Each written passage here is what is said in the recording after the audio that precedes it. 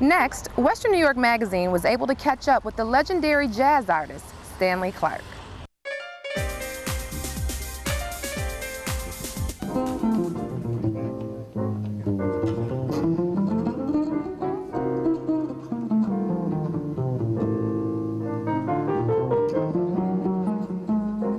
Stanley, welcome back to Buffalo. Great, good to be back. Good having you. Now, you're originally from Philadelphia, is that correct? Who in the early days, who were you playing with in the beginning?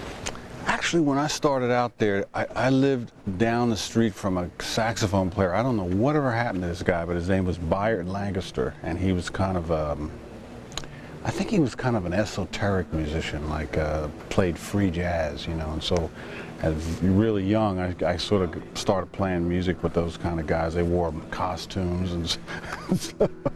And I had a lot of fun. That's cool. Yeah. You play with Art Blakey. Art Blakey. I played with Art Blakey, Stan Getz, Dexter Gordon. You know, see what happened for me was I was in Philadelphia and I played pretty much everything. You know, I did everything you could do, or at least what I thought I could do in Philadelphia. Then I moved. Or actually started going to New York. I was still in college, you know, but I went to New York on the weekends and played gigs, and I met everybody up there. And then I just started doing gigs, and eventually I realized I had to move up there, you know. And I was finishing college, so it was a perfect timing for me.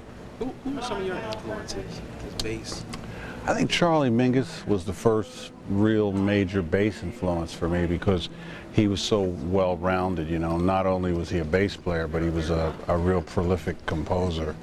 And then on the top of that, he was a band leader, you know, and definitely when you went to see Charlie Mingus, you knew that he was the band leader, you know. And so, you know, I was very impressed with that at a young age, you know, for a bass player, because there weren't, you know, it wasn't a kind of, and it still isn't the kind of instrument that traditionally you would think of a band leader. Although now, you know, there's so many bass players now, you know, I'm really happy that that's like that. But when I started out, there was very few. I mean, I was there, Mingus, a couple other guys, then later on Jaco Pastorius, and then it just kind of grew, and now there's a bunch of guys. There's so many, I think there's, at one time there was like 40 different bass solo albums out at one time, so that was great. That was sort of something that I had in mind. Now, something different. I mean, you're like one of the first accomplished acoustic bass players, as long with electric bass. Is that sort of unique these days and times? You know, I find that a lot of bass players today, there are some that do embrace both instruments, but then there's some that just stick with one or the other. I think the smart thing is to play both, because I think your career as a bass player will be longer. You know, I can tell you that I probably have a couple more years of playing electric bass, and then I'm just going to play acoustic bass. You're like an example for young people to continue to really study the music from an art form. Have a lot of people said that to you?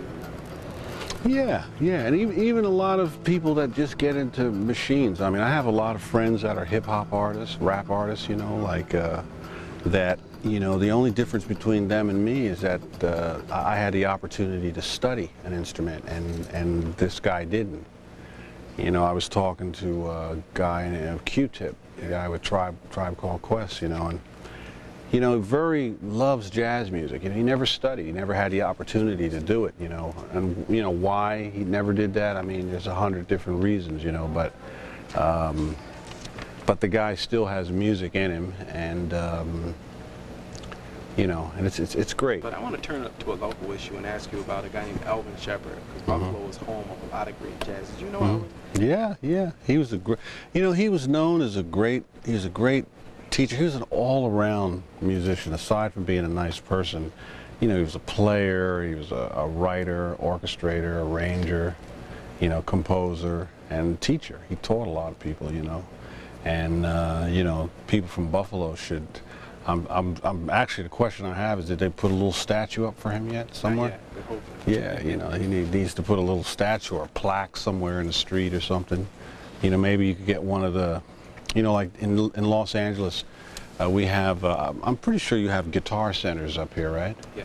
Yeah, well, you know, a lot of the musicians, local or national musicians, they put plaques in the street with their names. Maybe you guys could get a little, some little mission going on here to get that to happen, to honor this musician, because he was a great musician, that guy.